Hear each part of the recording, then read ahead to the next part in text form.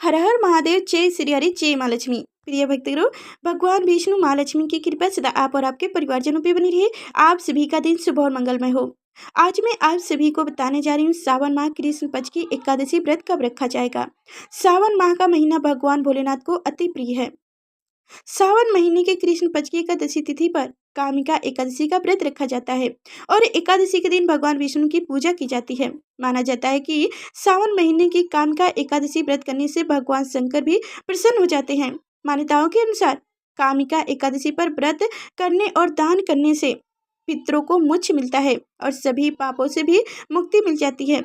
कामिका एकादशी का अर्थ है सभी प्रकार की कामिकाओं मनोकामनाओं की पूर्ति करने वाली एकादशी। तो चलिए आपको बताते हैं इस बार कामिका एकादशी का व्रत कब रखा जाएगा, व्रत पालन करने का शुभ मुहूर्त क्या रहेगा और इस दिन कौन कौन से शुभ योग बन रहे हैं। स्कंद पुराण में वर्णित मिलता है कि सावन महीने के कृष्ण पक्ष में पड़ने वाली एकादशी पर व्रत पूजा और दान करने से जाने अनजाने में हुई पाप खत्म हो जाते हैं, लेकिन जानबूझकर दोबारा कोई पाप या अधर्म नहीं होगा। ऐसे संकल्प भगवान विष्णु के सामने लेने पर ही इसका फल मिलता है और यह व्रत साल की सभी एकादशियों में खास माना जाता है।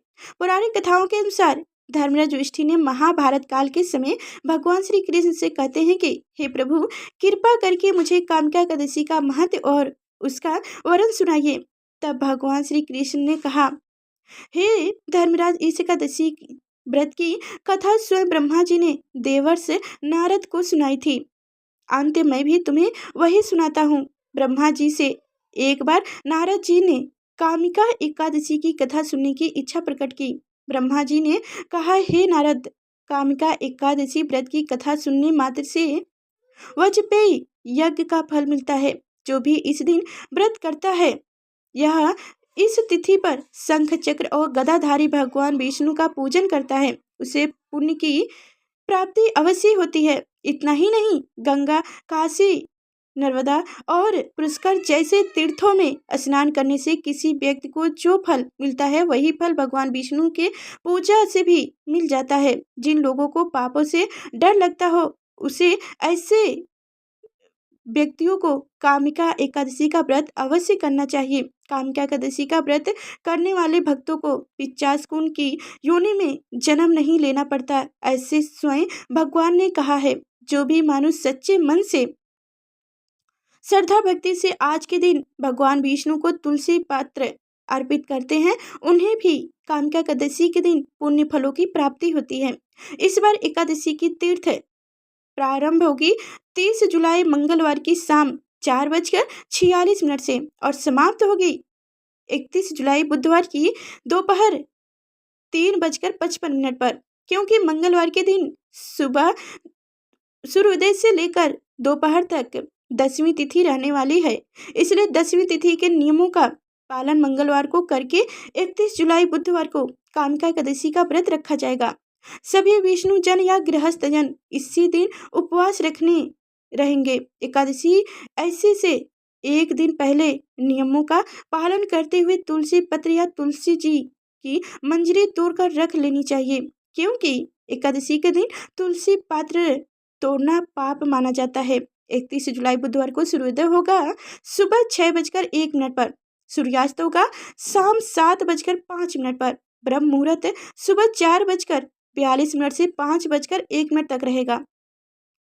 अमृतकाल सुबह 7:02 से 8:60 तक रहेगा। तो वही सुबह की पूजा आप ब्रह्म मुहूर्त या अमृत काल में कर सकते हैं, जो कि पूजा करने के लिए शुभ मुहूर्त रहेगा। और इस दिन राहु काल दोपहर 12 बजे से 1:30 बजे तक रहेगा।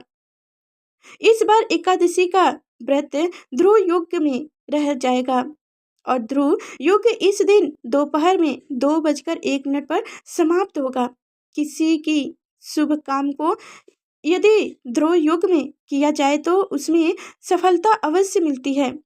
द्वादशी तिथि प्रारंभ होगी 31 जुलाई बुधवार को दोपहर 3:56 से और समाप्त होगी 1 अगस्त गुरुवार की दोपहर 3:39 पर। एकादशी व्रत का अगले दिन द्वादशी तिथि को सूर्योदय के बाद और हरिवर्ष रस का समय बीतने के बाद किया जाता है। 1 अगस्त गुरुवार को द्वादशी तिथि रहेगी और इस दिन सूर्योदय होगा सुबह 6:01 पर, सूर्यास्त शाम 7:04 पर होगा। ब्रह्म मुहूर्त सुबह 4:02 से 5:01 तक रहेगा और अभिजीत मुहूर्त दोपहर 12:07 से 12:59 तक रहेगा। इस दिन राहु काल दोपहर 1:30 बजे से 3 बजे तक रहेगा। ध्यान रखिए कि जो द्वादशी तिथि में व्रत का पारण करने से पहले आप पूजा करते हो वह ब्रह्म मुहूर्त में कर सकते हैं, क्योंकि निर्मित मुहूर्त में आपको स्वयं व्रत का पारण करना होता है। 31 जुलाई बुधवार को रात्र 9 बजे तक हरिवर्ष का समय समाप्त हो जाएगा। मान्यताओं के अनुसार यदि हरिवर्ष के समय भगवान विष्णु के मंत्रों का जप किया जाए तो भगवान का ध्यान किया जाए तो उससे भगवान श्री हरि अत्यंत प्रसन्न हो जाते हैं। व्रत पारण की तिथि और मुहूर्त रहेगा 1 अगस्त गुरुवार को सुबह 6:01 से 9:50 तक। इसी शुभ मुहूर्त में आप एकादशी का उपवास खोल सकते हैं। उपवास खोलने से पहले भगवान विष्णु को फल, मिठाई और या फिर हलवे का भोग लगाएं। शुद्ध सात्विक घी से बने भोजन का प्रयोग आप भोग लगा सकते हैं। तुलसी पात्र साथ में जरूर रखें और उसी को प्रसाद रूप में ग्रहण भी कर सकते हैं।